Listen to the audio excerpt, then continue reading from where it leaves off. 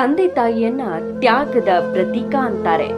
ಮಕ್ಕಳಿಗಾಗಿ ಜೀವನದ ಸಂತೋಷಗಳನ್ನ ತ್ಯಾಗ ಮಾಡಿ ಜೀವನ ನಡೆಸುವ ಹೆತ್ತವರು ಒಂದೆಡೆಯಾದ್ರೆ, ಮಕ್ಕಳಿಗೆ ಹೊರೆಯಾಗೋದು ಬೇಡ ಎಂದು ಹೆತ್ತವರು ಇಹದ ಯಾತ್ರೆ ಮುಗಿಸಿದ ಮನ ಕಲಕುವ ಘಟನೆ ಬೆಳಗಾವಿಯಲ್ಲಿ ನಡೆದಿದೆ.